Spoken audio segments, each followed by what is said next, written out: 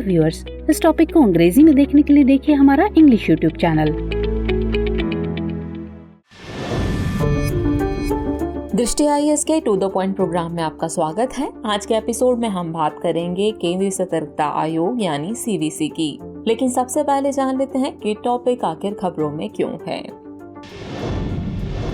हाल ही में भारत की राष्ट्रपति द्रौपदी मुर्मू ने सतर्कता आयुक्त प्रवीण कुमार श्रीवास्तव को केंद्रीय सतर्कता आयुक्त यानी CVC के रूप में शपथ दिलाई। चलिए जानते हैं केंद्रीय सतर्कता आयोग के बारे में। केंद्रीय सतर्कता आयोग भारत में एक शीर्ष सतर्कता संस्थान है। ये एक स्वतंत्र निकाय है जो केवल संसद के प्रति उत्तरदायी है।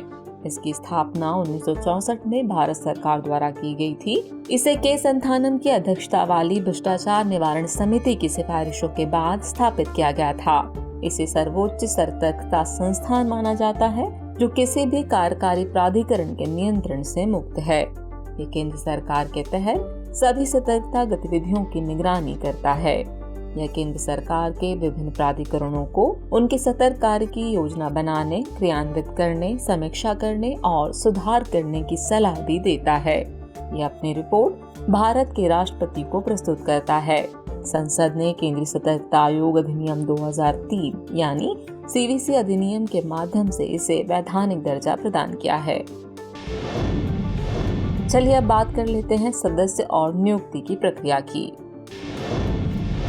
केंद्रीय सतर्कता आयोग के संगठन की बात करें तो केंद्रीय सतर्कता आयुक्त उसका अध्यक्ष होता है।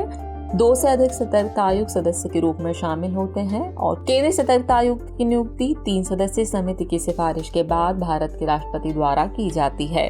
इस समिति में शामिल होते हैं भारत के प्रधानमंत्री, गृह मंत्री और लोकसभा में विपक्ष के नेता। इनका कार्यकाल 4 वर्ष या 65 वर्ष जो भी पहले हो तक होता है। अब बात करते हैं केंद्रीय सतर्कता आयोग के कार्यों की। केंद्रीय सतर्कता आयोग भ्रष्टाचार या पद के दुरुपयोग की शिकायतें प्राप्त करता है और उचित कार्रवाई की सिफारिश करता है।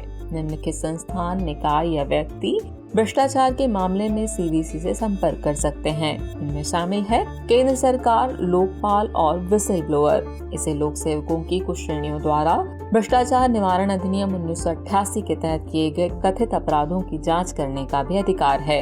हालांकि यह कोई जांच एजेंसी नहीं है, बल्कि यह केंद्रीय जांच ब्यूरो यानी CBI या सरकारी कार्यालयों में मुख्य सतर्कता अधिकारियों यानी CBO के माध्यम से जांच करवाती है।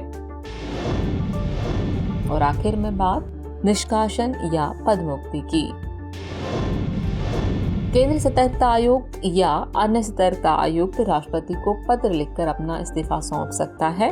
राष्ट्रपति द्वारा दुर्व्यवहार के आधार पर उसे केवल तभी पद से हटाया या निलंबित किया जा सकता है जब सर्वोच्च न्यायालय ने उनके मामले की जांच की हो और उनके खिलाफ कार्रवाई की सिफारिश की हो। इसके अलावा सर्वोच्च न्यायालय द्वारा जांच में कदाचार अथवा अक्षमता के मामले साबित होने पर भी उसे हटाया जा सकता है। चलिए वक्त हो चला है इसके टॉपिक से रिलेटेड अभ्यास प्रश्न को देखने का। तो अभ्यास प्रश्न है, केंद्रीय सतर्कता आयोग के संबंध में निम्नलिखित कथनों पर विचार कीजिए। पहला कथन है, यह एक स्वतंत्र निकाय है जो केवल संसद के प्रति उत्तरदायी है। कथन 2 है, इसकी स्थापना श्री के संथानम की अध्यक्षता वाली भ्रष्टाचार निवारण समिति की सिफारिश पर की गई थी। और कथन 3 है, यह अपनी रिपोर्ट भारत के राष्ट्रपति को प्रस्तुत करता है। आपको बताना है कि उपरोक्त में से कितने कथन सही हैं। आपके ऑप्शन है, ऑप्शन A केवल 1, ऑप्शन B केवल 2, ऑप्शन C सभी 3 या फिर ऑप्शन D कोई नहीं। तो व्यूअर्स, इस प्रश्न का जवाब कमेंट बॉक्स में देना ना भूलें।